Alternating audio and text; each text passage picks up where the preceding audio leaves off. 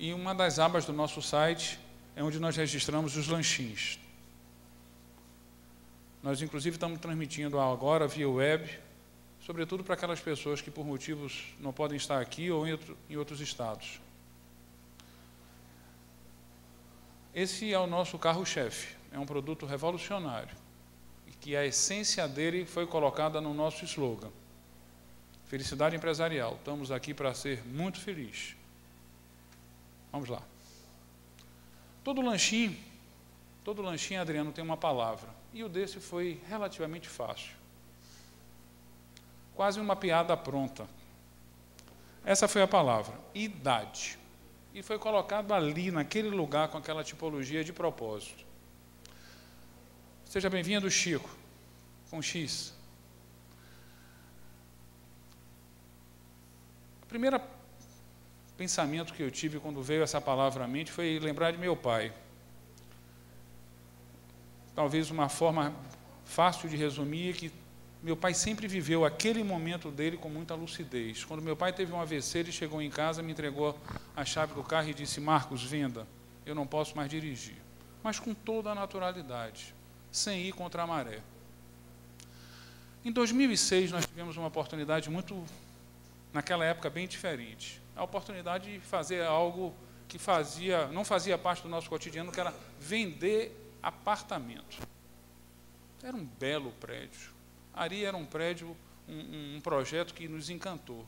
E como nós sempre fazemos no processo de criação, nós distribuímos o material e ficamos esperando as ideias. E no processo de brainstorm, duas coisas são proibidas: ficar calado e criticar. Vale qualquer coisa. E a campanha ficou muito interessante. E a campanha tem tudo a ver com esse momento que todos nós vivemos, daquela idade, daquele momento. Porque a pergunta era: 6 anos atrás, o primeiro andar custava bastante dinheiro, custava R$1,5 milhão, um primeiro andar, 6 anos. Quem compra? Quem tem dinheiro. E segundo, quem tem a consciência do tempo. Aquilo que eu falei que meu pai sempre teve. Então, vamos, Moisés, a primeira parte era para vender esse empreendimento. Aí está uma pequena parte. Esse empreendimento existe aqui em cima no Horto, chama Mansão Real do Horto, e essa foi a ideia que nós fizemos com a palavra vaidade. Começa assim: qual a sua idade? A tomada de consciência. Felicidade, não tem preço. Exclusividade, 19 famílias. Tranquilidade, com liberdade e segurança. Versatilidade, olha o tamanho do apartamento. Intimidade, a suíte é quase o tamanho de alguns apartamentos. Genialidade, comodidade,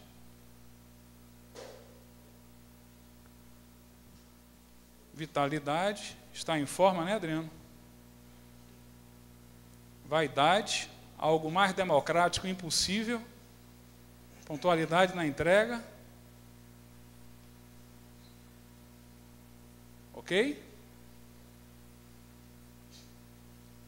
Conseguimos vender pela internet um apartamento com esse preço há 6 anos atrás.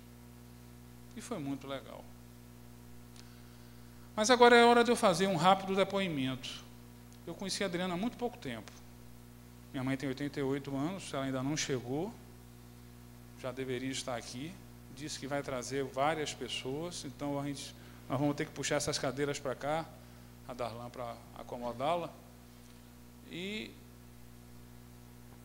quando eu estive com o Adriano pela primeira vez, eu fiquei muito impressionado da maneira como ele lida com as coisas, sobretudo a atenção que ele deu ao todo, não só a conversa com a paciente, mas também comigo, com a parte da família que estava presente. E a energia foi muito forte. Naturalmente, alguns remédios levam algum tempo, mas minha mãe hoje está vivendo um momento muito bom.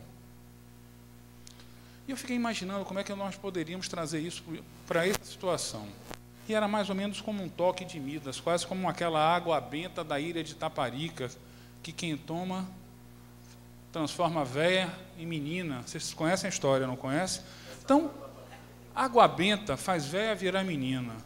E com a mudança do Papa, com a visão do futuro, com o contexto dos idosos, então nós trouxemos isso aqui.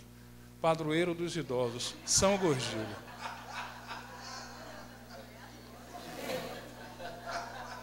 Por favor.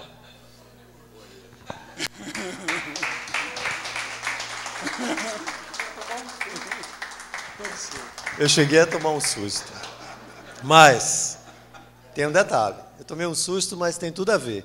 Talvez você não saiba, mas a palavra santo em aramaico, a língua da Bíblia, é a mesma palavra saúde. Tem tudo a ver. Então, quando a gente fala que eu quero ser santo, ou eu vou ser santo, ou São Pedro são isso, são aquilo, nós estamos falando de pessoas saudáveis. E saudáveis num contexto bastante amplo, né? Físico. É o que a gente vai falar aqui hoje. Nós vamos falar sobre o processo de envelhecimento. Não é? Que eu sou muito bombardeado com perguntas, principalmente de pessoas mais novas, né? Que estão aqui presentes hoje. Esse aqui, o Tristão de Ataíde, o Alegre de Ataíde, é primo nosso.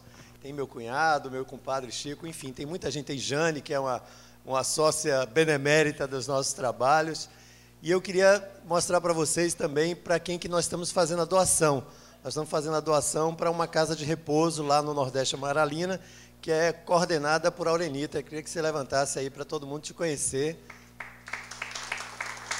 A Aurenita trouxe um banner, depois vocês deem uma olhada aqui para conhecer nossas idosas. São 14, né, mas a gente trabalha com elas também lá, estamos com um estagiário, enfim. Então, envelhecimento, eu sou muito bombardeado pelas pessoas jovens, que querem saber o que é envelhecer, quando é que procuro um geriatra, quando é que eu tenho que me preocupar ou me ocupar com o envelhecimento, né? E ficam se esgueirando, achando que não devem marcar um geriatra, ou quando vão no final do dia, assim, meio escondido, ou quando encontram uma paciente mais idosa, com mais desafio, ficam meio constrangidos, como se o envelhecimento fosse algo, uma doença, ou alguma coisa contagiosa, etc. Então, exatamente para a gente investigar esses paradigmas velhos e tentar colocar um novo paradigma, que é o que pode alimentar as nossas crenças, é que a gente vai conversar aqui. Eu vou pedir ao nosso amigo, não sei o nome ainda, Moisés. O título dessa palestra é Cuide-se bem, passe dos 100. Meu cunhado falou que eu devia botar vírgula bem, e é verdade. Vou mudar o título. Cuide-se bem, passe dos 100, bem. Porque senão não vale a pena, eu imagino, né? A gente vai passar um filmezinho para a gente ver o processo do envelhecimento, como ele acontecendo em 1 minuto, para a gente depois tentar destrinchar o que é que está acontecendo nessa história. Vamos lá. Mamãe, sabia que a gente vai crescer e tudo vai ficar diferente? Porque por mais que a gente não perceba e às vezes se recuse a acreditar, o tempo voa. E com ele, mais do que a minha imagem, o risco é deixar de lado minhas ideias, meus sonhos, minhas vontades, minha essência. Esquecer quem eu sou. E você nem percebe. Você já pensou nisso? O problema é que a vida passa diante dos nossos olhos e a gente nem percebe. E depois, tarde demais, vai querer saber o que fez de bom, sem ter tempo de recuperar. Enquanto dá tempo, faça a sua vida valer a pena, antes que seja tarde. É isso aí. O que aconteceu em 1 minuto está acontecendo com cada um de nós aqui, né? Então, vamos dar uma investigada. Pode passar, por favor. Esse mito da eterna juventude, ele acompanha a história da humanidade, né? Não é de agora que existem essas fórmulas miraculosas aí para a pessoa não envelhecer, esses ortomolecular da vida, essas histórias aí, porque desde muitos e muitos anos se busca essa fonte da juventude. Aqui é um quadro do Lucas Grenache, 1546, as pessoas chegam bem velhinhas e doentes aqui, caem nessa piscina e saem bastante jovens. Esse mito está na cabeça de todos nós. Se existisse essa piscina, o lanche seria lá, não aqui, evidentemente. Mas será que isso é possível hoje? Será que, pelo menos do ponto de vista teórico, nós podemos fazer algo desse tipo? Próximo. Vamos começar a investigar a questão do envelhecimento por algo bastante basal. Pode ir passando devagarzinho. Por onde poderíamos começar? Vá lá. Vamos dar um olhar rápido pelo envelhecimento no Brasil. Talvez por isso eu até esteja aqui. O que está acontecendo? Próximo. Eu nasci em 1954, eu tenho 58 anos, estou prestes a fazer 59, daqui a pouco serei sex, como alguns de vocês aí já são. Nessa época, tinham 2 milhões de indivíduos no Brasil acima dos 60 anos. Agora, 2012, 2013, 21 milhões. Quando eu tiver com 75 anos, eu estarei side by side, né, com a tropa de 32 milhões de indivíduos. Vocês começam a imaginar que está acontecendo alguma coisa, né, no nosso país e no mundo inteiro? Está acontecendo alguma coisa, que é uma notícia boa, em princípio. Próximo. O que aconteceu? O que está mudando? Dá mais um clique aqui. A pirâmide populacional, que antes tinha uma característica de pirâmide, ela está se transformando quase que num retângulo, com uma predominância maior das mulheres. Então, as mulheres, ditas como sexo frágil, na verdade, vivem, em média, 7 anos mais do que nós homens. Não é por isso que tem mais viúvas do que viúvos. E eu estou até espantado, porque hoje tem mais homens do que mulheres, eu acho que na plateia. Para ver se a gente consegue, né? Então, com essa mudança demográfica, houve um impacto epidemiológico, que houve uma mudança que, antigamente, há pouco tempo atrás, uns 30, 40 anos, predominavam as doenças infecciosas e parasitárias na mortalidade. E agora o que comanda a morbimortalidade, o impacto das doenças e a morte, são as doenças crônico não transmissíveis, que é o infarto, o AVC, o câncer, isso, né? Então, essas doenças estão comandando do ponto de vista epidemiológico. Então, é exatamente em cima dessas doenças que nós precisamos montar estratégias preventivas, de promoção de saúde, de prevenção de doença. E isso leva a uma consequência para o envelhecimento humano, porque essas doenças são diferentes de uma doença infecciosa. Adriano, só um detalhe pontual. Hoje é o Dia Mundial de Prevenção a Combate à Hipertensão. Pronto. Nada acontece. Tudo a ver, né? Tudo a ver. Pois é, o problema dessas doenças crônicas é que elas, diferentemente das doenças infecciosas, elas, além de terem impacto de doença e de mortalidade, elas também produzem algo com muito mais frequência do que as doenças infecciosas, que são os riscos de incapacidade. Então, se eu me descubro, e elas são diferentes da infecciosa, porque se eu tiver uma pneumonia hoje e bater no sistema de saúde hoje, em 7 a 15 dias o sistema de saúde dá conta de mim. E só tem 2 opções. Ou eu curo, ou eu morro. Mas se eu chegar no sistema de saúde hoje, bater na porta hoje do sistema de saúde, e o sistema de saúde, por acaso, tomar a minha pressão, o que é raro, e descobrir que eu sou hipertenso, eu não vou ter essas chances em 15 dias. Eu vou levar um longo tempo de vida com hipertensão. E essa hipertensão, se for bem controlada, não vai me causar risco de incapacidade. Mas se eu fizer um AVC, ficar hemiplégico, não é? Hipertensão pode dar microisquemia cerebral, pode diminuir memória. Então, essas doenças produzem perfis diferenciados de incapacidade funcional. Esse é um gráfico, talvez seja pequeno, lá atrás vocês não vejam, mas eu tento explicar, tanto para homens como para mulheres, aqui dos 60 anos até 85 ou mais, o grau de dificuldade vai aumentando em fazer tarefas simples, como tomar banho sozinho, né? Andar 100 metros, andar 1 quilômetro. Então, são doenças que produzem uma novidade para o sistema de saúde, que são as curvas de incapacidade. É por isso que Eduardo me falou para botar uma vírgula, cuide-se bem, passe dos 100 bem, porque eu posso ter hipertensão, mas se eu tomar algumas atitudes, eu terei uma hipertensão controlada e eu não vou desaguar numa incapacidade que me leve a fazer um mau envelhecimento. Essa é a chave, esse é o segredo, certo? Próximo, quer dizer, é uma das chaves e é um dos segredos. Então, há um boom de idosos com aumento de doenças crônicas que levam a riscos potenciais de incapacidade. Pegaram bem isso? Parece que tem uma prova depois, não tem? Provinha tem. Pode passar. Então, por que será que nós ficamos velhos? Né? Por que será? Próximo. Agora, bem devagar, um clique a cada vez. Vamos observar uma pessoa conhecida. Dá um clique. Não, essa não é o slide, eu me enganei. Mas vejam bem essa senhora aqui. Né? Ela parece uma senhora idosa, velha. Eu gosto da palavra velho. Se eu tiro o estigma, é uma palavra potente, uma palavra de muita dignidade. Eu não fico com um negócio de melhor idade, terceira idade, quarta idade. Eu gosto de velho. Mas velho digno, né? Então, uma senhora velha, próximo mais um, e um senhor velho também. Né? Quem é mais velho?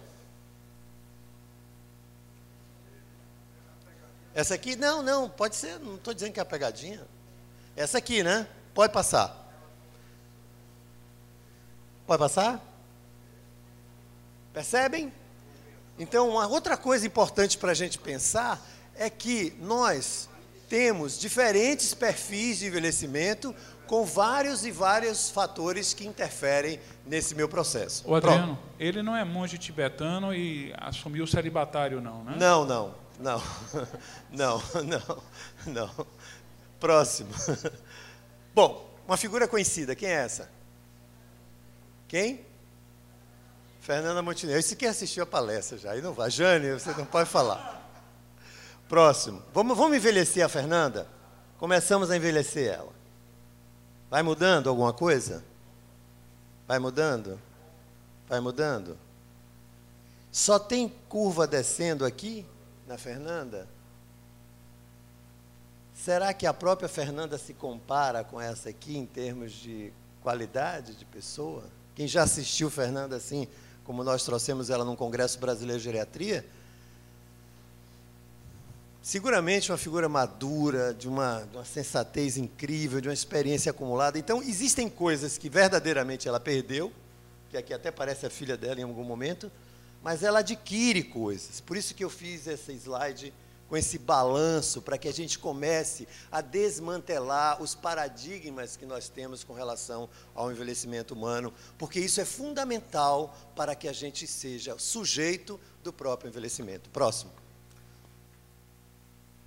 Então, na verdade, esse mosaico que parece complicado, e eu não vou me deter com muitos detalhes para vocês, é que há um processo de envelhecimento basicamente genético dentro da célula, que acontece no centro da célula, não é? E que sofre alterações funcionais e moleculares que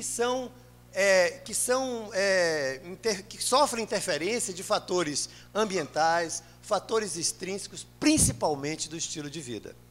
Então, quando a gente coloca aquelas duas personagens, uma que parecia mais velha e a outra, a gente precisa entender que nós precisamos encontrar o nosso eixo do envelhecimento. Eu preciso conhecer a minha genética, eu preciso olhar os meus antepassados, de que eles morreram, como é que eles eram, mas eu preciso também fazer uma leitura de que ambiente eu estou vivendo, qual é o meu estilo de vida, porque isso tudo vai influenciar as minhas células para alterar, diminuindo numa velocidade maior ou menor, a minha capacidade de equilíbrio homeostático entre as forças que me envelhecem e as forças que me engrandecem do ponto de vista metabólico, fisiológico, etc, etc, etc. Então, na verdade, esse desequilíbrio, quando ele é muito acentuado, ele predispõe àquelas doenças crônicas. Exatamente porque, próximo, o envelhecimento é um processo individual, como eu já disse para vocês, que sofre influências biológicas, psicológicas, sociais, né? E que nós olhamos e fazemos um olhar sobre eles, clique agora, por favor, sobre uma interface entre essas 3 dimensões, ou 4 dimensões, poderiam ter outras aí, que é exatamente a função. A função é que é o objeto de avaliação, de intervenção e de manejo de um médico geriatra e de uma equipe gerontológica, não é isso? Próximo. Isso acontece ao longo do curso da vida e tem interface com muitas coisas, né, que o Marcos falou aqui, interface com família, com trabalho, com educação, com lazer, com espiritualidade e muitas outras. Sofre influências pelo tempo histórico que se vive, é completamente diferente de envelhecer aqui, como agora nesse tempo que vivemos, né, no Cronos de agora, do que 1950, 1910, etc, etc. Então, sofre essa influência de tempo, dá um clique e, mais um pouco, lembrar sempre que é curso de vida. Ninguém dorme jovem com 59 anos, 12 meses, sei lá, e 30 dias, e amanhece velho com 60 anos, que é o ponto de corte do Ministério da Saúde, na Organização Mundial de Saúde, é 65 anos. Próximo. Então, quais são os critérios com que nós olhamos o envelhecimento humano? E quais são os critérios que cada um dos senhores e das senhoras aqui presentes precisam olhar sobre si mesmos? São os critérios de autonomia e independência. Essa senhora parece uma senhora legal do ponto de vista do envelhecimento. O que vocês acham? Parece sim. Ela acordou de manhã, deve estar com frio, está fazendo a própria refeição. Então, ela parece ser uma pessoa legal, não é? É idosa, mas é uma pessoa que está funcionando. Lembrem da palavra função. Guardem isso. Próximo. Mas não será que ela está sob risco? Quem disse que ela poderia estar comendo já, fazendo sua própria refeição? E se ela tiver uma doença do tipo Alzheimer e esquecer o fogão ligado? Põe em risco todo o prédio. Põe em risco todo o prédio. Então, esse olhar não pode ser um olhar aligeirado. Tem que ser um olhar bastante profundo e bastante amplo, multidimensional, para você poder avaliar se o indivíduo está com autonomia e independência. Porque a autonomia e independência é o bem maior que nós, do planeta dos macacos, aqui temos diferenciação com todos os outros. Não é? Nós temos, eu decido vir à palestra aqui na Consiste, então eu tenho autonomia. Então eu decidi. Agora, será que eu posso ir? Ou eu posso dirigir? Eu preciso saber. Não é? Lá a gente vai chegar a isso mais tarde. Então, dá mais um clique. Essa história aqui pode pegar fogo, mais um clique, e essa autonomia e independência cair. Não é? Então, nós precisamos estar muito atento com esse critério basilar, eixo da saúde nossa, do envelhecimento, que tem a ver com qualquer idade, mas em especial quando as forças de oxidação, etc., começam a agir e você começa a diminuir algumas funções lentamente, que é exatamente o que acontece no processo de envelhecimento. Próximo. Então, o que seria autonomia, eu já falei para vocês, agora não vou demorar tanto, mas autonomia para nós, médicos geriatras, trabalhando com envelhecimento, significa autogoverno, autorregulação, livre escolha, privacidade, liberdade individual, independência moral. Não é? Como é difícil para as minhas pacientes obedecerem aos filhos. Mãe não é para obedecer a filho. Filho é que você é a mãe. Por que tem tanto paciente irritado, nervoso, angustiado? Não é? Eu estou com um paciente jovem agora com um certo problema, porque ele está bem, mas ele bateu um carro uma vez, os filhos proibiram ele de dirigir. Ele deprimiu. Depois já estão encostando ele na empresa. Mas ele está bem. Quem disse que ele não pode dirigir? Existem critérios, escalas para saber se uma pessoa pode dirigir ou não. Né? Nós vamos chegar lá, hein? Nós vamos chegar lá. Então é preciso que a gente mantenha essa autonomia, mas também saiba fazer como o pai do Marcos fez. Quando ele sentiu que não podia mais, ele botou de lado a vaidade, que é diferente de autoestima, né? Vaidade não é um bom atributo para envelhecer, mas a autoestima é. Porque a vaidade, às vezes, impede que uma pessoa saia de casa, deprima e demencie, porque não aceita andar de andador. Então, fica presa no quarto e acaba demenciando, fraturando, porque não toma sol, etc. Então, essa autonomia é algo muito importante. Né? Refere-se à liberdade de experienciar os eventos de vida com harmonia, com os próprios sentimentos e necessidades. Próximo. E independência. Aqui estão pessoas fazendo atitudes autônomas, tomar conta do próprio remédio, né? Próximo. Independência é você decide, agora eu posso fazer? Aí você tem que ver a parte motora, né? Como é que está a sua cognição, como é que está a sua motricidade, seu equilíbrio, sua marcha, sua velocidade com que você tira o pé do acelerador e põe na embreagem, enfim, essas coisas que têm que ser avaliadas. Próximo. Independência é a capacidade de realizar as atividades básicas do dia a dia, como alimentar, fazer higiene pessoal, que para a gente parece muito simples, mas para um paciente com Parkinson, às vezes é um grande problema. Né? Próximo. E essas atividades são as mais simples. Aqui o parkinsoniano se atrela muito, se complica mais rápido pela parte motora. E a cognição do paciente com demência é mais afetada para gerenciar dinheiro, para gerenciar os próprios remédios, né? Para gerir sua própria vida financeira, etc. Próximo. Então, quando o paciente não tem essas duas coisas, ele passa a depender, e aí é que a porca torce o rabo, é o que a gente quer evitar para envelhecer bem. Né? Então, existe toda uma estratégia, toda uma tecnologia de assistência que a geriatria, a gerontologia põe à disposição dos pacientes para que ele promova a saúde, previna a doença e previna a incapacidade. Próximo. Que são pessoas já dependentes, que é onde a gente não quer chegar, né? Onde nós todos não queremos chegar. E esse chegar aqui não é inexorável da velhice. É por isso que a gente evita a palavra velho. Porque a gente tem essas imagens aqui. Mas essas imagens não são inexoráveis, não são desdobramentos naturais da natureza humana. Elas são fruto de exatamente uma má gestão da nossa saúde ao longo de todo o nosso curso de vida. Próximo. Então, resumindo a ópera, agora um clique. Nós envelhecemos a partir das células, né? Principalmente por desequilíbrio entre inflamações intracelulares com agentes anti-inflamatórios, né? Isso vai gerando envelhecimento puro, se bem que é difícil você dissociar essas duas coisas, que é agravado quando vem doença. Próximo.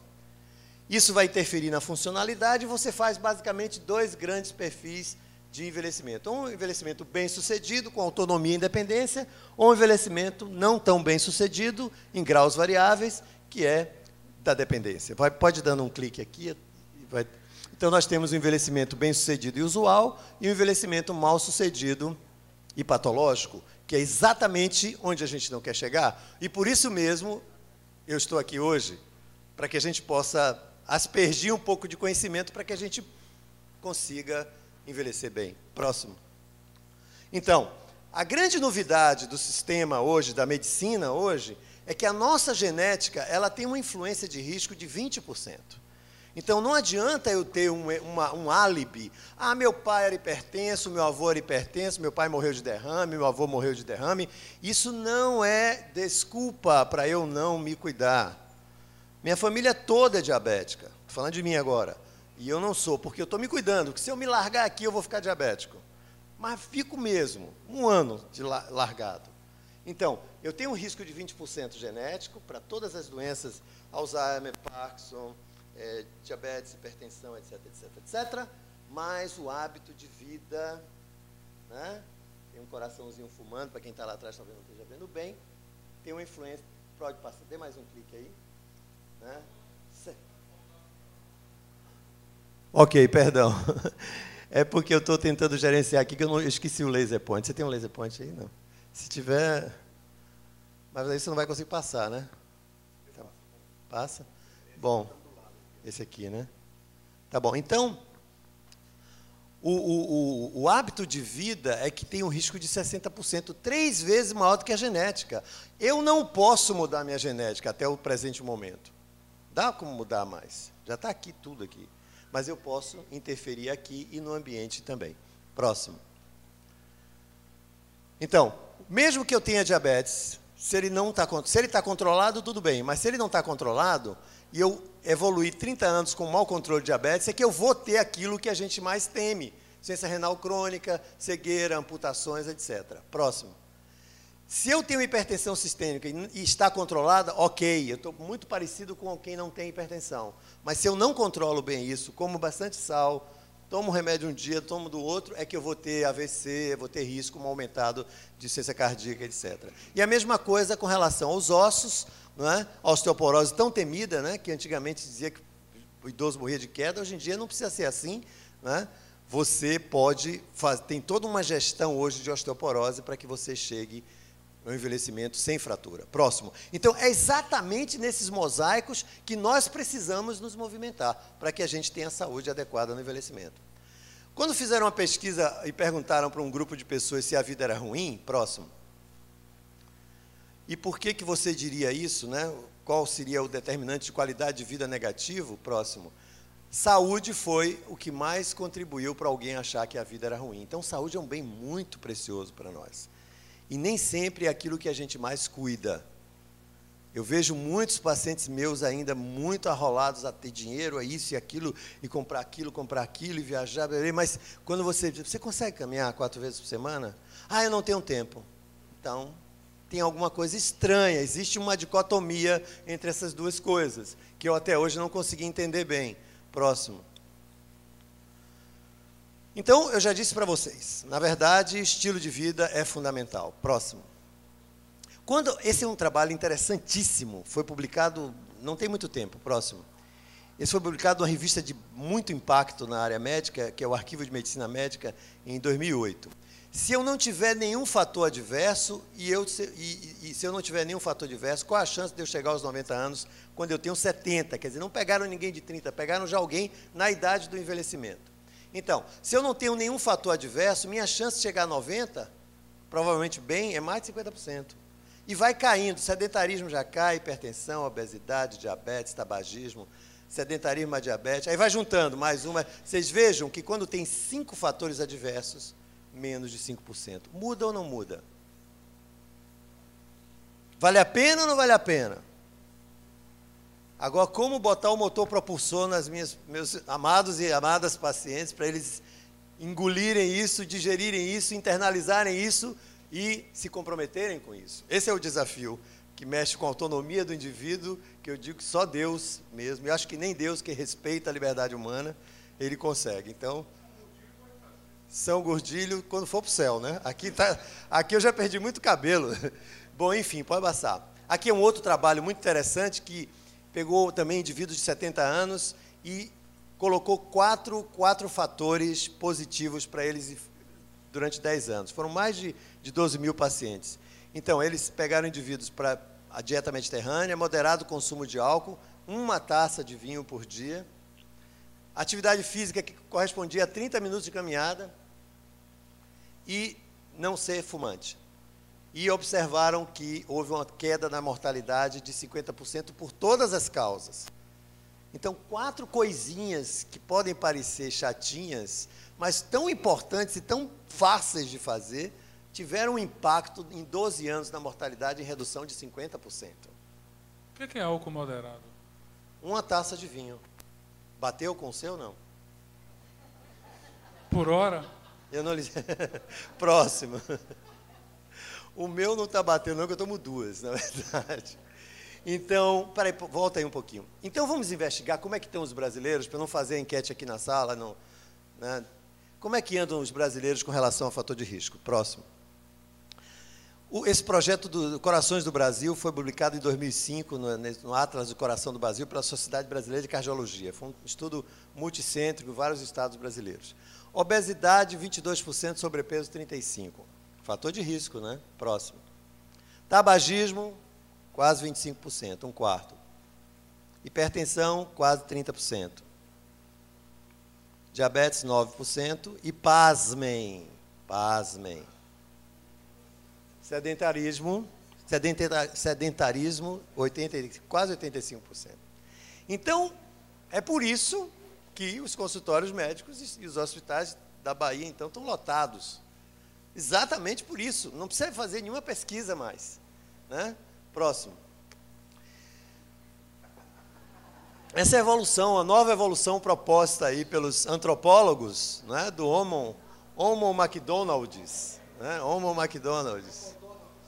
Donald's. Gosta? Pronto, vamos lá, mais um clique. Essa é uma batata sentada no sofá, não sei, parece com alguém, vamos lá. E esses controles remotos da vida, que fazem com que a gente não precise caminhar para aqui, para acolá, etc. Tudo isso tem a ver com o próximo. Então, pesquisa mostra que brasileiros comem mal, né? Brasileiros comem pouca verdura e muita gordura. Isso aqui foi publicado no jornal, né? Mas é uma pesquisa séria, de uma equipe séria. Então, isso é um problema para nós, né? Para nós médicos. Próximo. Qual o paradoxo da medicina atual? Gente, eu sou médico há 30 e... Não, calma. Eu tenho um déficit de atenção, por enquanto não é Alzheimer. Eu sou médico há uns 30 e poucos anos, né? Essa final... Se eu pegar uma ficha de um paciente meu de 30 anos atrás, eu tenho até vergonha do que eu podia fazer por ele. Eu tenho vergonha porque era quase nada. Eu não sei como alguém ainda ia no meu consultório, porque também não tinha outra opção, né? Então, mas hoje em dia a medicina avançou muito. Pode dar um clique aí, por favor. Ela avançou muito, mas a gente continua adoecendo muito, até mais do que há alguns anos atrás. Então, esse paradoxo, pode dar um clique. Esse paradoxo, ele precisa ser resolvido, né? Tecnologia, por isso que se vive muito hoje, e nem sempre se vive bem. Então, tem muita gente chegando aos 90, 100, com múltiplas tecnologias sustentando, né? E a gente precisa driblar isso. Próximo. E as doenças estão aumentando, né? Então, pode passar. Então, 52 milhões de brasileiros têm pelo menos uma doença crônica. 25 desses têm mais de uma doença crônica. 60% de todas as mortes no país são relacionadas à doença crônica. Doença crônica que os senhores e as senhoras hoje já sabem que elas são passíveis de prevenção e de manejo adequado, mesmo quando ela já está instalada. Pronto, essa é a lição principal de hoje. Próximo. Voltou, foi? Alzheimer no aparelho. O que aconteceu? Pode passar. Pode passar. Então, nós estamos com uma bomba na mão. Uma bomba no sistema de saúde brasileiro. Eu tenho acompanhado essas reuniões do sistema do Ministério da Saúde. Era uma bomba. Porque se vocês observarem o impacto de prevalência de doença e o estilo de vida do brasileiro, o negócio está complicado. Próximo. Então, qual é a chave, qual é o segredo para que eu, você, tu, ele, nós, vós, todos nós envelheçamos bem? Próximo. Prevenção. Prevenção. Essa é a chave. Próximo. Estilo de vida, né? Atividade física, diminuir sal, principalmente o brasileiro come muito sal na alimentação, muito sal, né? Tabagismo, nossa, o cigarro tem a ver com pelo menos 25 tipos de cânceres, a gente só pensa em pulmão, mas tem a ver com muitos e muitos tumores, com insuficiência cardíaca, insuficiência respiratória. Eu tenho pacientes que para sair daqui, para ir ali, tem que carregar um oxigênio, porque fumaram bastante, né? Usaram da sua autonomia para fazer mal a si próprios, né? É uma conta cara também para o sistema de saúde. Próximo. Então, receita de bolo. E é verdade, viu? Não é brincadeira, isso é receita mesmo. Para viver 100 anos com saúde, viu, Eduardo? Com saúde. Glicose normal, mesmo que seja diabético. O açúcar tem que estar normal. Porque quando o açúcar sobe de 126 miligramas por decl, ele começa a lesar fundo de olho, começa a lesar vaso, começa a levar nervos, e aí eu vou ter neuropatia periférica, eu vou diminuir visão, eu vou piorar a minha capacidade funcional, e eu vou funcionar menos. E eu preciso envelhecer funcionando, para que ninguém me diga o que eu devo fazer quando eu estiver com 90 anos. Você não pode fazer isso mais não. Posso ou não posso, eu tenho que decidir com o meu médico. Não é? Não são os filhos que têm que mandar na gente. Pressão arterial normal, mesmo que seja hipertenso, tem que buscar essa pressão arterial normal. O que é essa? Que pressão é essa?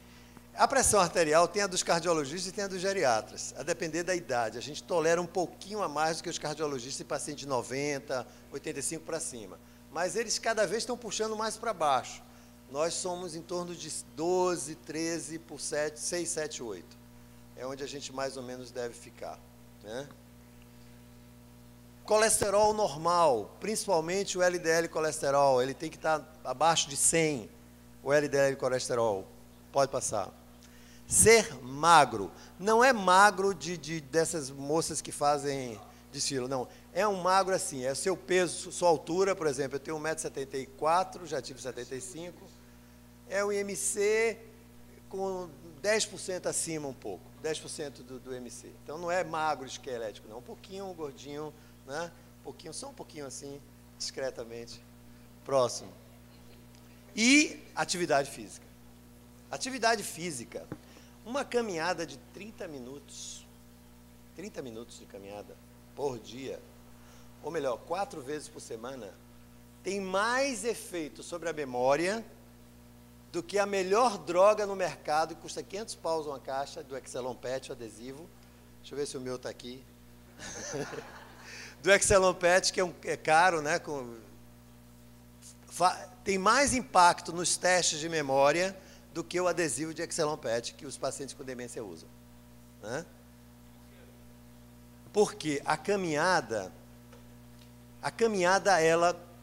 ela diminui uma substância no sangue chamada cortisol. O cortisol é produzido pelas suprarrenais. Ele é a substância do estresse. Toda vez que eu estou estressado, né, que eu estou nervoso, são as pessoas que não conseguem viver no dia a dia. Elas estão sempre, e se amanhã não sei o que lá? E se por acaso Adriano chegar atrasado na palestra da consciência? E se por acaso o meu carro engarrafar? E se por acaso morrer? E se por acaso for câncer? Essas pessoas, elas estão com cortisol muito alto, muito alto. Algumas nem estão mais pensando, elas já automatizaram a ansiedade. elas nem sabem porque estão com palpitação, com sudorese, elas estão com cortisol alto. O cortisol chega no cérebro, ele faz uma coisinha assim. Pense numa tesoura de cortar grama. Não pense de cortar cabelo porque me dá trauma, mas pense numa tesoura de cortar grama. E ele vai podando as sinapses neuronais. Vai podando as sinapses, vai pá. E ele vai produzindo morte neuronal. Não é? Quando você caminha, você consome o cortisol na atividade física, você diminui o cortisol e você aumenta a neuroplasticidade neuronal. Até os 75 anos, isso é um novo paradigma. A gente achava que só crescia neurônios novos em criança na primeira infância. Hoje a gente sabe que até os 75 anos nós podemos produzir neurônio a partir de células-troncos neuronais que nós temos dentro do cérebro. E a boa novidade, quem tem mais de 75, é que, mesmo não fazendo novos neurônios a partir de células-tronco, eu posso fazer sinapses, conexões. O que vocês fazem aqui, conectividade, estão fazendo aqui agora, não é? O que todos nós estamos fazendo agora, eu para dar a palestra, e vocês para escutarem, interpelarem, produzirem pensamento, nós estamos fazendo sinapse neuronal. Isso está ampliando o meu cérebro. Está aumentando o meu cérebro. Não a minha cabeça, que já está tudo grudado aqui, mas está ampliando o meu cérebro. Então é muito importante, agora já perdi onde eu... Ampliou tanto que eu não sei mais onde está o botão. Mas tudo bem. Então é muito importante, pode passar, que nós tenhamos esse conceito. E isso não acontece somente no corpo, não. Isso acontece também na mente, no pensamento. Nós somos movidos pelos nossos pensamentos. E são os nossos pensamentos que desdobram-se em emoções. E são as emoções que controlam os nossos comportamentos. Por exemplo, se eu pensar, e se esse teto cair na minha cabeça? Eu vou ficar ansioso, se eu tiver síndrome de pânico, alguma coisa assim, eu vou tentar ficar perto do diretor da Consiste, que pelo menos o teto dele... Então, eu começo, a minha emoção vai me dar duas coisas. Ou eu evito ir para a Consiste, que eu tenho medo de cair na cabeça, entendeu? Ou então eu vou ficar checando, antes da palestra eu vou com ele olhar cada uma coisa então. O ansioso, ele perde muito tempo com comportamentos de evitamento ou comportamentos de checagem, de muita checagem. É aquele meu paciente que chega no consultório com uma mala de exames, e ai de mim se não olhar todos. Ele troca de médico, porque ele tem certeza que ele está mal. Tem nada, geralmente são as pessoas mais saudáveis, mas se eu não olhar aquele último exame de 1914, esse médico não presta. Eu vou a outro. Porque ele diz que eu estou bem e eu sinto que eu não estou bem. Claro, ele está com muito cortisol, com muita adrenalina, então ele tem sudorese, ele tem sensação de que o peito está apertando, ele não dorme de noite, a cabeça fica grande, e o médico não encontra nada e não olhou meus exames, que absurdo. Por isso que demora lá, viu? Porque tem uns que quando entrar com aquela sacola, antigamente era a sacola da Mesbla, tem muita gente jovem aqui, não sei se alcançaram a Mesbla. Era uma sacola da Mesbla. Quando eu vi a sacola da Mesbla, aquele sacolão, eu gelava. Agora é da Riachuelo. Quando eu vejo, eu vou passando pela sala, tem uma senhora com a sacola da Riachuelo, eu chego a gelar por dentro, que eu sei que vai dar zebra, não é? Então, então é complicado. Então a gente precisa, na verdade, ter uma saúde muito boa, e é uma saúde espiritual também. Porque uma pessoa que não tem uma visão de transcendência, se não tivesse uma visão de transcendência, nossa mãe do céu, meu Deus, como eu teria enfrentado toda a minha vida, né? Como eu teria esperança. A esperança é o antídoto do medo, né? E eu não posso ter esperança se eu não tenho uma fé transcendente. Crer numa vida eterna, crer num Deus que cuida de mim, que eu sou criatura, que eu não comando tudo, que as pessoas têm liberdade e que eu só posso mudar Adriano, não vou poder mudar você. Isso vai me acalmando, me deixa dormir. Remédio para dormir tira a memória. Rivotril é uma bomba para a memória. Deixa eu avisar para vocês. Vão bater lá. Porque é péssimo, é péssimo. Se você tem que tomar, tome, mas faça uma terapia para você desmantelar suas crenças de medo, porque senão, em pouco tempo, você vai esvaziar seus núcleos de acetilcolina. Então, existem terapias hoje que substituem medicamentos que são fantásticas. A terapia cognitivo-comportamental é fantástica, a terapia de abordagem direta do inconsciente, terapias rápidas, objetivas, funcionais, que podem nos ajudar, Porque nós todos fomos feridos ao longo da vida. Nós estamos numa batalha que não é uma batalha de Coreia do Norte com Coreia do Sul, mas estamos numa batalha conosco mesmo, com nossas intransigências, com nossos devaneios, com nossa vaidade, não é? Com nossa ideia errada, às vezes, de nós mesmos. Então, a gente está se batendo com as pessoas e está esperando o amor de uma pessoa que tem um amor ordinário, não tem um amor extraordinário. E Deus tem. Deus tem um amor que pode tampar meus vazios de amor, paterno, materno, fraterno, de colega, de patrão, de empregado. Pois é. As pessoas que têm essa visão passam por grandes sofrimentos. Isso é pesquisa. Estou falando, dando uma de pastor, não. Estou falando de coisa de pesquisa médica, de ciência aplicada. Elas têm muito mais resiliência, capacidade de resistir ao impacto e voltar para uma situação anterior. Isso é o que nós chamamos de saúde funcional. Próximo. E, muito importante que eu vejo na minha vida de consultório com meus pacientes, é a saúde relacional. Gente, eu tenho casais com 70 anos de casado, que não conseguem ir para a missa de casamento, porque os dois estão num embate terrível, uma briga que não acaba mais, né? Minha mulher, não sei se foi por acaso, minha mulher acabou de chegar na plateia, mas ela não, ela é um... Porque não substitui a caminhada, porque isso aumenta o cortisol, a raiva, o ressentimento, o ódio, produzem perda de neurotransmissores e morte neuronal. Né? Então, essa saúde relacional é muito importante, próximo, para a gente ter saúde global. Então, a busca por uma família mais funcional, gente, nossos maiores afetos estão na família. Por mais que a gente tenha lutado, como é que chama UFC? O meu tempo é agora, mas o UFC era o telequete, né? Quem riu é porque lembra. Não era? Ted Boy Marino, olha aqui, a geração prateada se revelando aí. Então, essa família mais funcional precisa ser buscada, né? E para buscar é complicado, você vai ter que abrir mão de algumas coisas. Quem ama tem que se gastar. Amar e se poupar não combinam. Amar é se gastar, se prepare. Se você quer amar e ser amado, se prepare para se gastar. Não saia do ringue assim tão rápido. Lute pelo bem que você tem maior, porque mesmo que você não acredite, conscientemente, seu inconsciente está intimamente ligado, isso é Jung, né?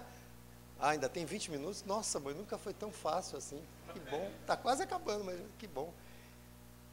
Nosso inconsciente está intimamente ligado com os dos nossos pais, avós, bisavós, intimamente ligado, nós temos uma genética do inconsciente que transcende, mesmo se eu não quiser falar em religião, se eu ficar só estritamente na ciência, nosso inconsciente, ele transcende gerações para trás e para frente.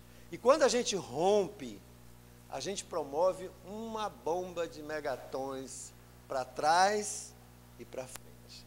Então, quanto mais eu buscar uma saúde funcional da família, mais saúde pessoalmente eu vou ter. Para buscar essa saúde, eu vou ter que abrir mão de alguma coisa, porque somos tão diferentes, não é? A gente se atrai pela diferença, o problema é esse. Não é? A gente se atrai pela diferença. Você casar com uma pessoa igual, você vai embora no dia seguinte. Imagina uma xerox minha. Eu não aguentava a mim mesmo. Só a Gilda que me aguenta aí um tempinho, né? Que eu já não lembro também quanto tempo. Mas, enfim, essa é uma chave para a saúde, né? E não é fácil. Aqui está o maior desafio, hein? É mais fácil caminhar todo dia 30 minutos na rua sem bolsa, sem parar e sem fofocar, porque algumas pacientes dizem que caminham, mas o que elas param para falar com a vizinha, para olhar não sei o quê. E uma me diz que caminha no shopping. Ora, pelo amor de Deus. Uma mulher caminhando no shopping 30 minutos sem bolsa, sem parar. É o dia inteiro. Não vê uma vitrine, não entra numa... não existe, né? Não, mas é mais seguro. Tá bom, faz de conta que eu estou próximo. Agora que eu tenho 20 minutos, eu vou deitar e rolar. Vamos nessa, pode passar. Então, esse é um novo paradigma de saúde. Esse é o novo paradigma do envelhecimento bem-sucedido. Manter o maior grau possível de autonomia e independência funcional pelo maior tempo alcançável. É isso que eu quero que a gente saia daqui sabendo. Primeiro sabendo, depois internalizando, depois decidindo. Gente, ninguém consegue mudar esse estilo de vida sem uma coisinha chamada decisão. E decisão tem que ser algo todo dia. Né? Todo dia eu tenho que decidir caminhar. Eu acordo, às vezes, exausto. Primeira coisa que eu faço, depois de algumas coisas que não dá para adiar mais, é calçar o tênis. Né? Porque se eu não calçar o tênis, eu vou, não, então eu me despeço. De tênis, né, às vezes, não vou falar, mas de tênis, eu não consigo deixar de, calçar o tênis, eu vou conseguir caminhar. Próximo. Vejam também essa questão de que a ciência está investigando muito essas diferenças entre otimismo, pessimismo, ressentimento, mágoa, etc. Esse é um estudo que foi publicado em 2006, também numa revista de impacto, né, por esses pesquisadores aqui, mostrando que em 15 anos de segmento, idosos entre 64 e 84 anos, os otimistas reduziram 55% a mortalidade cardiovascular. Então, quem não é otimista, não se compra isso no supermercado, tem que trabalhar isso, né? Tem que começar a fazer um trabalho de desconstrução do pessimismo para brotar. Próximo. E aqui eu vou mostrar uma figura jovem, que deve ter sofrido um impacto muito grande quando tomou aquele tiro, porque ele mudou a curva de saúde dele, ele teve Parkinson logo em seguida, né? Mas esse indivíduo se manteve comandando a Igreja Católica até a última gota de dopamina. A dopamina é o neurotransmissor do Parkinson, né, que tem a ver com Parkinson. Quando ele abriu a cortina e com um movimento bem leve, eu me lembro bem desse dia que ele deu a última bênção, acabou a dopamina, ele cumpriu a tarefa dele. Logo no dia, 2 dias depois, ele morreu. Quer dizer, mesmo com uma doença crônica, que dá perda da funcionalidade motora, de atividades de vida diária, esse indivíduo não abriu mão da autonomia dele, preservou a autonomia e comandou a vida dele. E comandou a vida de toda a igreja, inclusive a minha, que sou católico. Próximo.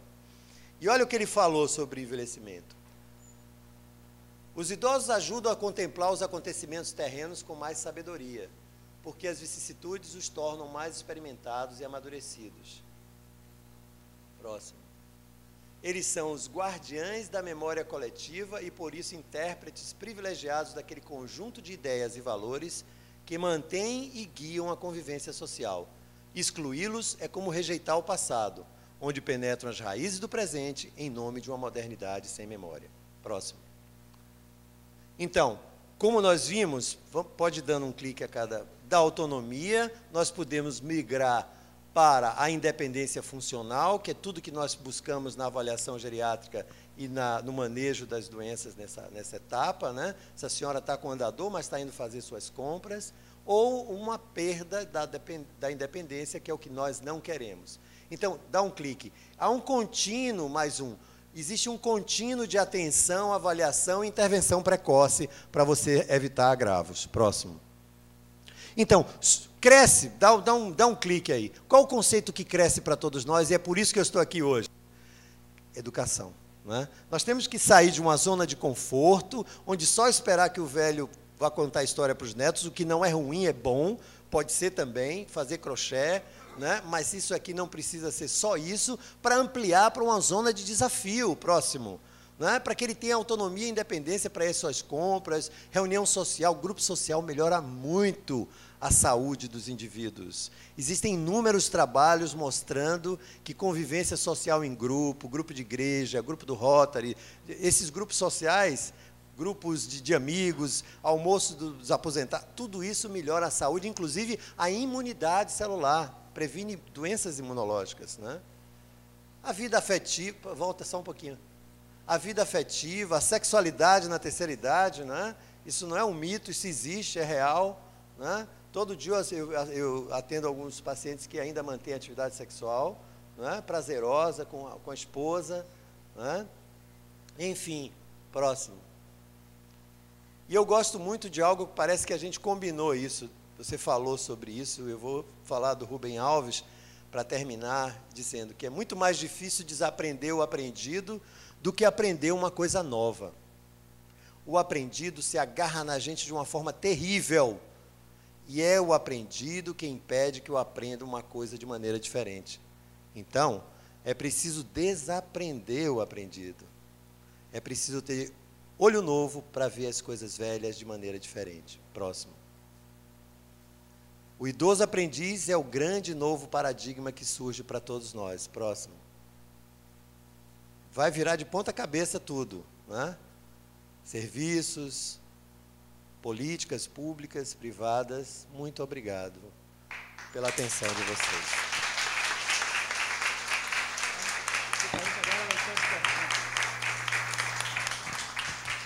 Obrigado.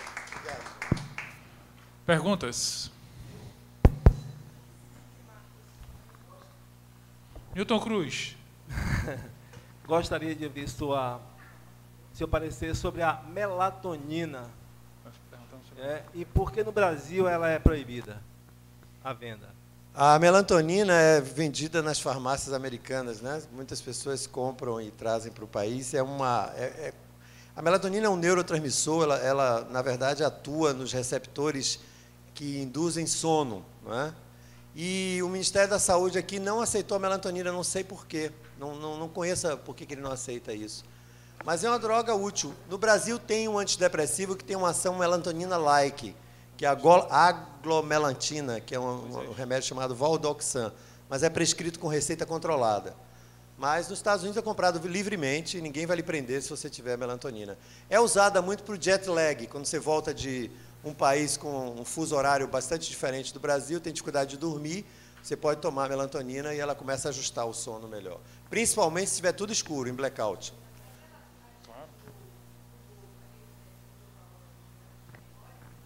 Não, ela não atrapalha a memória. Não. O que atrapalha a memória, com o uso longo, né? Eventual, você está numa crise emocional, está difícil a vida, precisa da medicação, um Lexotan, um Lorax, um Rivotril, isso por um período, tudo bem, ainda mais se a pessoa ainda é jovem. O idoso não. O idoso não pode tomar o Rivotril, por exemplo, porque se Alceu de Amoroso Lima tomar um Rivotril agora, de noite, digamos, à noite, ele vai ter uma ação em Alceu, está com idade, Alceuzinho?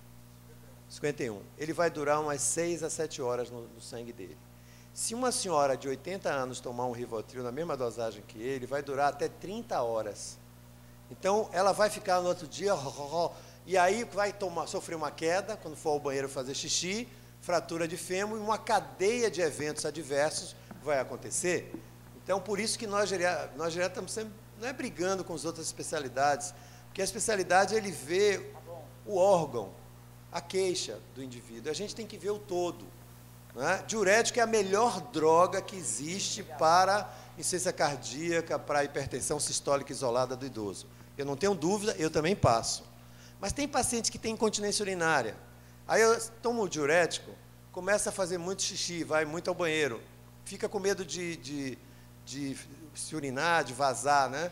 E aí não sai de casa, não vai nas festas. Tem a vaidade que atrapalha, não quer botar uma fralda geriátrica, como umas calcinhas, que foi a grande novidade agora, são essas calcinhas para incontinência urinária, né, que elas parecem uma cueca, parecem... Então, foi aí que eu consegui que a minha mãe usasse isso, porque era uma luta, não queria botar fralda. A vaidade é, talvez, o pior de todos os atributos nossos, porque também sou, para envelhecer. Não é bom. Né? Na próxima propaganda de venda, a gente vai ter que trocar a vaidade, me lembre para a gente trocar. Parece autoestima, mas não é autoestima. É uma autoestima canhestra. Porque com a autoestima, você toma uma decisão, como botar um fraldão se você precisa. Com a vaidade, você fica em casa e aí complica tudo. Então, é muito importante. Por isso que a gente tem muito cuidado com medicação para dormir. E nós temos outras alternativas que podem fazer o indivíduo dormir sem prejudicar os neurotransmissores. E nem a parte motora para evitar que ele caia, etc, etc, etc, etc. Graziela. Bom, meu nome é Dilma e eu... Pô, presidente, tudo bem? Agora eu estou me sentindo prestigiado mesmo. Bom, são duas perguntas que eu vou fazer, duas bem separadas. Só pode fácil, tá bom? Pergunta não é fácil. Não é difícil, não. Uma é o seguinte, eu tenho 52 anos, eu tenho amigos mais velhos, né? Eu me lembro, agora no verão, é um amigo meu do Rio, e ele já tem 65 anos. Ele falou assim, olha, se todo mundo soubesse, quando chegasse na casa dos 40, deveria começar a ir a um geriatra. Eu falei, cara, mas é muito cedo. Não é, você vai ver. Ouça o que eu estou lhe dizendo. Essa pergunta para você, se você concorda com isso. A segunda pergunta, eu venho, claro, dos anos 60, tenho 52 anos, e eu tenho muitos amigos, aqueles amigos, né, que acho que até hoje ainda fumam maconha, usam algum tipo de droga leve, são pessoas que trabalham o dia inteiro, inclusive pessoas bastante criativas. E eu começo a perceber que esses amigos, né, que eles existem, continuam existindo, estão vivos, todos vivos. Né? Alguns. Os que, na verdade, são aqueles que usam à noite porque estão cansados ou qualquer coisa desse tipo. Então, eles têm uma perda de memória muito grande. E, às vezes, eu fico assim, eu falei, cara, você não lembra disso? Não, não lembro disso. Eu falei, vocês têm que se ligar, vocês estão perdendo a memória por conta. E, assim, a minha pergunta é verdade mesmo? Primeira pergunta, quando ia um médico geriatra? Eu creio que existe uma cultura gerontológica já no país que faz com que o indivíduo até nem precise muito do geriatra quando ele é muito novo, 40, por aí. Porque todo mundo sabe o que faz mal, o que faz bem. Né? Todo mundo sabe. Gente, televisão, mídia, computador. Nossa, mãe, todo mundo não precisa nem de mim aqui para falar isso para vocês. Bom, agora, quando é que a gente começa o processo do envelhecimento? Não é quando nasce. Não é quando nasce. Quando nós nascemos, nós estamos num processo de crescimento. As forças de crescimento internas estão em alta. Há muito pouca força de decrescimento. Quando eu falo crescimento, são uma série de reações bioquímicas na célula que estão produzindo proteínas adequadas, proteínas bem feitas, pouquíssima oxidação de célula. Quando tem oxidação, as enzimas antioxidantes, hidrolases, catalases, elas estão clivando essas substâncias oxidantes. A inflamação intracelular que a gente adquire pela poluição, pelas próprias reações químicas dos radicais livres, elas estão sendo combatidas com agentes pró-inflamatórios, né? Que nós comemos na alimentação, que nós fazemos a caminhada, o pessoal mais jovem faz atividade física. Agora, quando vai chegando os 35, 40, as forças de decréscimo começam a prevalecer um pouco, levemente. E aí você vai declinando função celular, tecidual, órgãos, etc, etc. Essa velocidade é variável. Chico, Mané, Beissola, cada um vai descer de um jeito, a depender da genética e dos piparotes que já deu na genética para que as doenças acontecessem. Entendeu? Então, se eu tenho um envelhecimento mal sucedido ou com muito risco genético, talvez valha a pena ir logo. Né, com em torno de 50 anos, não 40, mas em torno de 50 anos, para a gente poder conhecer um pouco como é que existem hoje marcadores que você podem ver. Não é aquele negócio de girar cabelo, não, senão não ia ter chance para mim. Aquilo ali foi banido pelo Conselho Federal de Medicina, essa medicina anti-age, isso aí está proibido em todo o território nacional, porque aquilo aumenta o risco de câncer. Né? Já está provado nas pesquisas que medicina ortomolecular não deve ser feita. A gente só pode repor vitamina quem tem deficiência. Porque a vitamina, embora seja antioxidante, as células do organismo utilizam o mesmo mecanismo que me envelhecem para detectar células cancerígenas. Então, quando eu como as vitaminas e tudo na alimentação, entra de forma funcional no meu organismo e não provocam problemas, melhoram meu envelhecimento. Mas se eu tomo em comprimido, com a dosagem errática, acima até do que eu preciso, ou do que eu já tenho já no basal, então, isso pode aumentar, aumenta o risco de câncer em pesquisas longitudinais feitas no mundo inteiro. Então, evitem essa história, e são uma fortuna, e hoje em dia, a Sociedade Brasileira de Geriatria conseguiu com o CFM, na Câmara Técnica, com mais de milhares de artigos mostrando, trouxemos um cara dos Estados Unidos, da Universidade de Boston, que também é um grande pesquisador de centenários lá nos Estados Unidos, e foi desmantelado toda essa história, embora os colegas, infelizmente, ainda continuem atendendo, né? Mas já saiu o parecer do Conselho Federal de Medicina. O que a gente precisa é comer alguns alimentos que são nutracêuticos. Esses alimentos, como a castanha do Pará, o ômega 3, né, nos peixes, ou se não come peixe, tem gente que não tem intolerância a peixe, tomar cápsula de ômega 3, tudo bem. A vitamina D é um grande e poderoso auxiliador do envelhecimento humano, positivamente auxiliador. Então é preciso dosar a vitamina D, se ela estiver baixa, repor. Não é? Mas tem que dosar, não é tomar vitamina, estou tomando vitamina. Quanto é que está a sua? Não é? Precisa saber quanto é que está. E não adianta tomar vitamina D se não tomar sol. Então, alimentos que tenham frutas vermelhas, tem os flavonoides que são interessantíssimos para evitar a inflamação intracelular. São agentes anti-inflamatórios. A musculação, essa é nova, você tem uns 3 anos que saiu esse trabalho, produz, na hora que você... essa é a área concêntrica, né, Marina? Você puxa o peso para cá, digamos assim. Quando você faz um movimento excêntrico, não é isso? Porque minha filha é fisioterapeuta e está me ajudando aqui. O movimento excêntrico na musculação libera dos músculos uma substância chamada miocina. Essa miocina é um excelente agente anti-inflamatório celular. Por isso que a gente começou a fazer musculação com nossos pacientes, né? Lá na clínica, no Longevitar, que é a nossa clínica, nós temos trabalho de musculação com centenário, com nonagenário, octogenário. Nós temos vários pacientes que viviam tomando queda todo dia. Um paciente mesmo tomava queda por semana. Ele levou 4 anos na musculação, né? Faleceu por um outro motivo, mas ele não caiu mais enquanto ele fez musculação. E ele melhorou muito a saúde global dele. Então, é muito, muito importante que a gente possa estar trabalhando a favor do envelhecimento bem-sucedido nosso. E a maconha? A maconha é produzida por... Nós produzimos maconha quando a gente caminha, quando a gente está fazendo alguma coisa prazerosa. Existe um tipo de maconha que é produzido, né, em nosso próprio organismo. Só que ela, quando é usada, por exemplo, para jovens é um problema. É o grande fazedora de esquizofrenia nas populações. Crianças que tiveram problemas de parto, infecções virais na primeira infância, que estão usando maconha na adolescência, elas têm o risco de produzir uma migração de neurônios errática e desenvolver quadros de esquizofrenia, principalmente se tiver esquizofrenia na família. Câncer de testículo, na Inglaterra, está quase que epidêmico com jovens com maconha, né?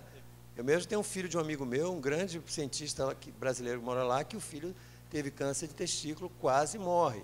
Então, e com relação à memória, perda da atenção e concentração, que são fundamentais para você estimular a sua memória, é conhecido nos usuários crônicos de maconha, né? Adriano. Essa é gerontóloga, que está aqui. Bem, boa tarde, né? Boa tarde a todos presentes. Parabéns a meu amigo Adriano, por essa brilhante explanação, e parabéns também à firma aqui, né, que tem proporcionado esses debates. Hoje eu desencantei, Adriano, porque eu tenho recebido muitos convites e nunca venho, inclusive um primo meu já veio aqui, Roberto Cunha, Chico Sena, meu amigo, e outras pessoas, mas hoje eu disse, não, vou desencantar. Então, eu tenho uma pergunta para fazer a você. É milagre, eu vim hoje, tá vendo? Já trabalhamos muito juntos. É o seguinte, eu tenho um consultório gerontológico e aparece muito problema em relação, queixas, né, de acompanhantes, de filhos e tal, que o idoso está teimoso, é teimoso. Então, são fazendeiros que querem continuar montado em cavalo, subir em árvore, homens que são jeitosos para consertar algumas coisas dentro de casa, quer subir em escada, enfim, dirigir, etc. A gente pode identificar como também uma questão de vaidade, né? de não se... Ou também será como não querer reconhecer suas limitações que, de certa forma, a velhice traz? Ou como você interpretaria esse tipo de problema? Ok, obrigado. Obrigado pela sua pergunta, mas eu toquei um pouco nisso, mas seria bom ressaltar. Eu creio que tem uma equação, um binômio aí. De um lado, uma coisa boa, que é o senso de autonomia. Isso não é vaidade. Saber que eu tenho uma autonomia é intrínseco e eu devo conservar isso. Isso é uma coisa boa. A vaidade, já falamos que não é uma coisa boa. Mas, por outro lado, tem uma ideia dos filhos de quando os pais vão perdendo a capacidade funcional, vão ficando com alguns riscos de saúde, e os filhos trabalham, têm muito pouco tempo para dar conta daquilo, eles lembram logo das crianças, os filhos dele, que foram teimosos quando estavam aprendendo, o cérebro estava crescendo. Agora o cérebro está diminuindo um pouquinho. Então, eles querem usar a mesma gestalt, o mesmo discurso que usam com o filho para fazer as coisas. Então, Por exemplo, a mãe não está querendo tomar banho naquela hora e tem médico às 10 horas. O filho passa apressado e diz, mãe, bora, tem que tomar banho que você tem agora, doutor Adriano, bora. Ela, não vou tomar banho. Quem manda em mim sou eu. E é verdade. Mas bora, você está tomando o comando dela. Se você diz assim, mãe, olha que dia bonito, que tal dar um passeio, depois a gente passa lá no consultório da Adriana, que tal? Quando você diz que tal, você devolve o comando para sua mãe. Não é, minha amiga? Você devolve o comando para sua mamãe. Então, nessa hora, ela tem mais possibilidade de atender o chamado. Então, é todo um paradigma que precisa mudar. Filho não vai virar pai de pai. Né? Não adianta, você vai ter sempre que ser filho. E vai ter que manter uma gestalt, um discurso de filho. Um filho interessado, que precisa mudar as estratégias também para não ser demitido do emprego, né? Não é fácil, não é fácil. Mas, se você for na tora, vai encontrar agressividade e você vai pegar um idoso agressivo, levar para o psiquiatra para ele passar um antipsicótico e ele vai ficar, né, todo tomado de...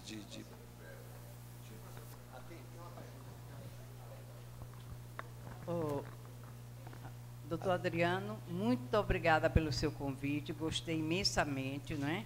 Você sabe que eu me encontro com 80 anos, ousada, não gosto que me mandem.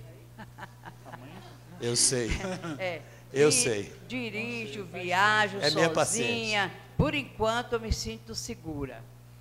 E eu queria 2 explicações. E outra coisa, meu filho faz assim, minha mãe, eu acho, óbvio, não venha com seu acho, que seu pai nunca achou. Nós vivemos de acordo, mas ele me mandar, não, e não é você, seu pirralho que vem para cá. Tem 60 anos. Ele. Vocês vejam porque que eu perdi os cabelos, né? Vou dar trabalho. Bom, eu queria saber se você, de fato, aprova o cranberry, né? Cranberry, que é uma fruta dessas, strawberry, cranberry, blueberry. Eu provo e gostaria que elas dessem aqui no Brasil para a gente poder consumir, porque elas são muito boas. Tá. E para infecção urinária, previnem. Obrigada, era esse esclarecimento. O suco não é tão concentrado quanto. Mas existem cápsulas de cranberry. E tem uma mais forte, que eu recebi agora um vídeo dos Estados Unidos, que ela é forte. Então, eu só tomo uma por dia. Ótimo. E a que eu mando buscar mais fraca, tomo 2 por dia. Para aguentar os filhos. Ótimo, excelente, mas cada uma na sua. Tem uma pergunta aqui. Você está com o microfone. Desculpa. Ari, por favor. Professor, eu me chamo Ari da Paz e eu tenho uma dúvida até hoje. Qual é a diferença entre tomar vinho e tomar o suco integral da uva? Boa pergunta, Ari. Muito boa pergunta. A uva tem flavonoides que são muito interessantes para esse processo anti-inflamatório. E o álcool também tem uma proteção contra as doenças crônicas, contra os desfechos de AVC, Alzheimer, etc. Então, quando você toma a uva, você faz tchan. Quando você toma o vinho, você faz tchan, tchan, tchan, tchan. Entendeu? Fantástico.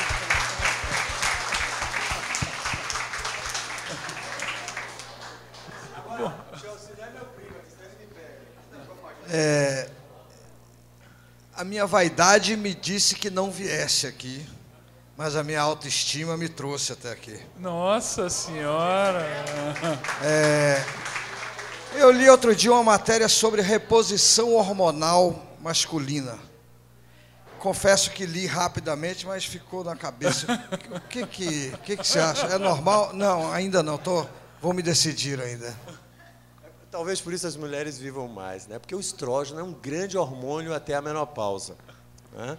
Depois da menopausa, existe muita controvérsia com relação ao hormônio feminino, já teve um grande boom de prescrição, mas existem alguns estudos muito robustos americanos, das enfermeiras americanas, que mostraram um aumento de demência em mulheres que estão fazendo reposição hormonal. Por causa de eventos tromboembólicos. O estrógeno aumenta a chance de trombose venosa profunda, de embolia pulmonar, etc., e de também embolias para o cérebro. Mas isso tem que ser visto com a ginecologista, né? E acompanhado, né, com relação a câncer de mama, etc, etc. As mulheres estão decidindo se tomam ou não.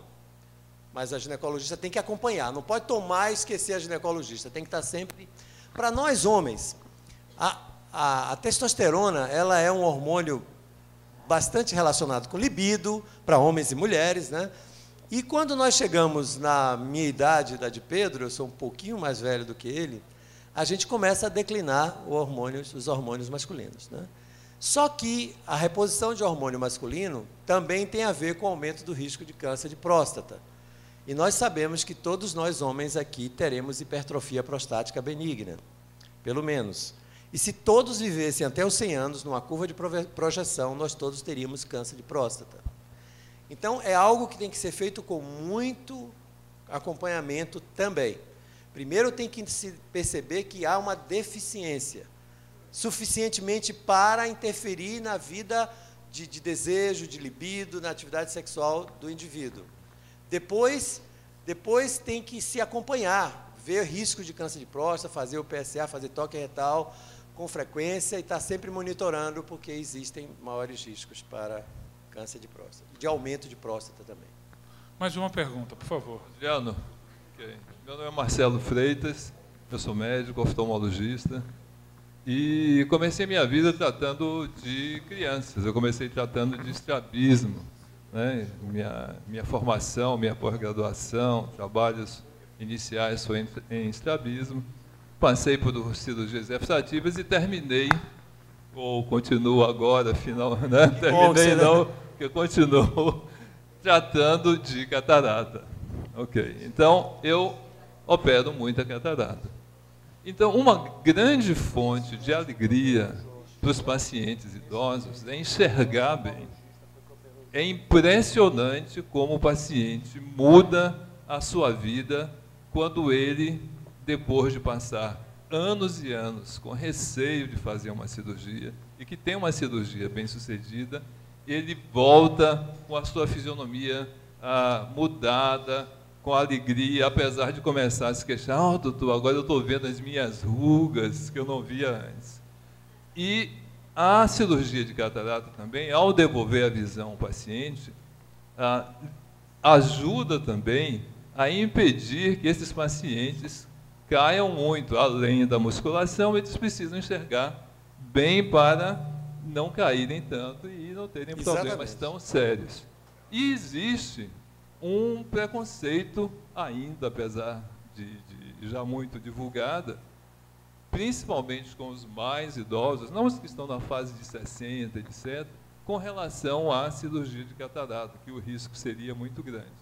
Portanto, eu peço também aqui, aproveitando a oportunidade para lhe parabenizar por essa excelente apresentação, a informação que os geriatras precisam dar para os seus pacientes de que a cirurgia de catarata, na grande maioria dos casos, é uma cirurgia hoje com uma taxa de sucesso excelente e que devolverá, sem dúvida, bastante da estima para esses pacientes.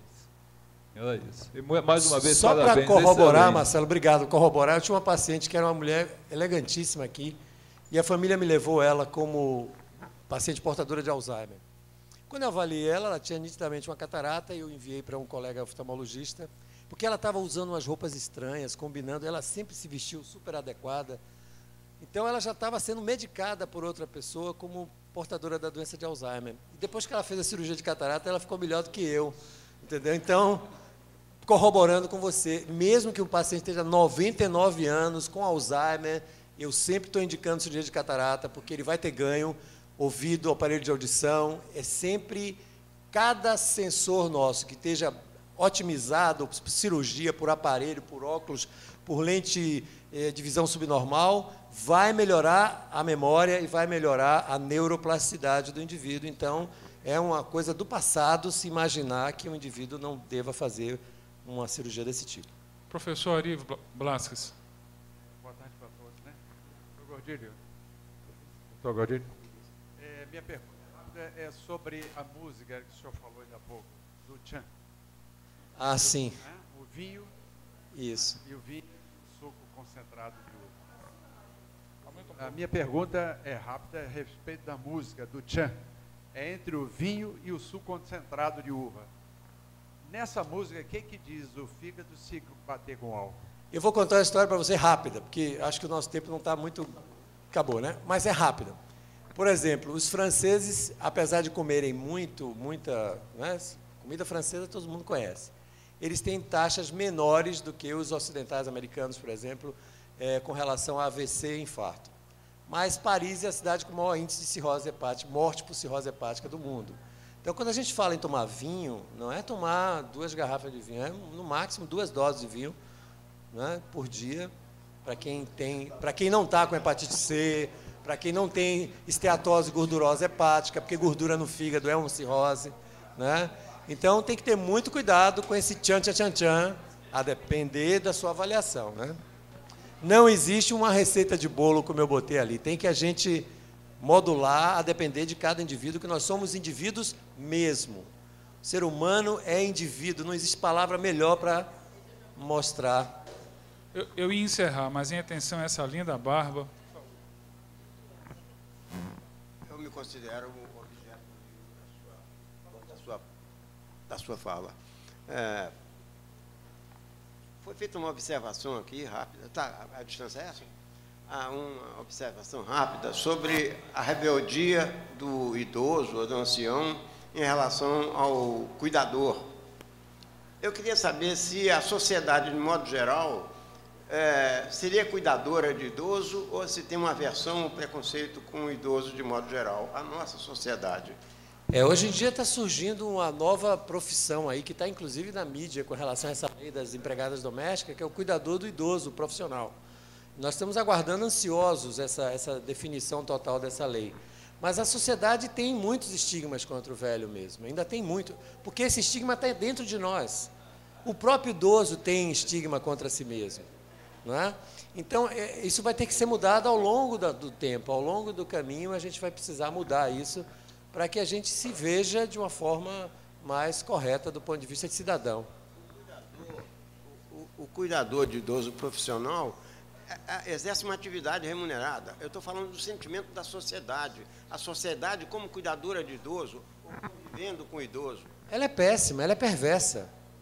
Ela é perversa. Ainda ontem, uma paciente minha, grave, com demência avançada, foi preterida numa emergência de hospital aqui, porque achavam que o paciente com demência não tinha direito ao procedimento. Foi na frente, ela tinha chegado antes e passaram outras pessoas na frente dela. Então, não é uma sociedade cuidadora de idosos. É perversa com o idoso. Adriano, foi muito bom. Foi muito bom. Basta olhar as fisionomias. Muito bom.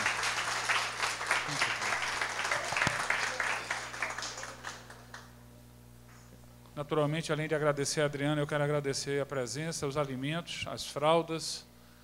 Quero avisar que a visão de futuro é muito importante. No dia 10 de maio, nós vamos fazer o próximo lanchinho sobre um tema extremamente importante para o crescimento do nosso país.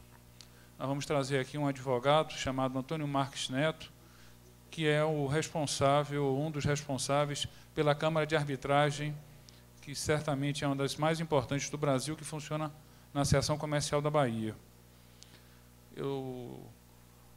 Nós temos que mudar algumas coisas e fazer com que a justiça ande mais rápido. E a Câmara de Comércio tem esse objetivo, fazer com que as pequenas dúvidas dos contratos sejam solucionadas com maior brevidade. Como sempre fazemos, nós vamos, no final, tirar uma foto e vou pedir para a Gesimiel fazer as honras da casa e entregar uma pequena lembrança. Pois não. Está tudo gravado. Agora ainda não. Os nossos cabelos brancos fazem que isso deva levar pelo menos mais umas 2 horas, 3 horas, tá certo? Senão eu vou ficar careca.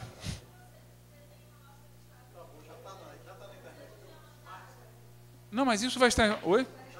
Já está na internet. Está me avisando que já está na internet. Agora, o resumo da palestra, a edição, isso leva mais alguns minutos.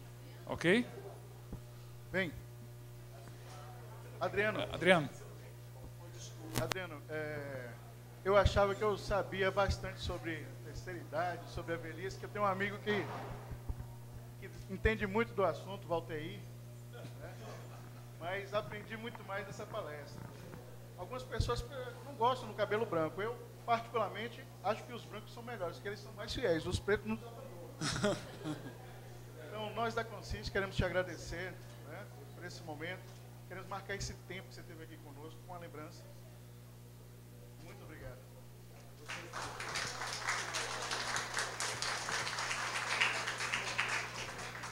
Vamos tirar nossa foto aqui, como sempre.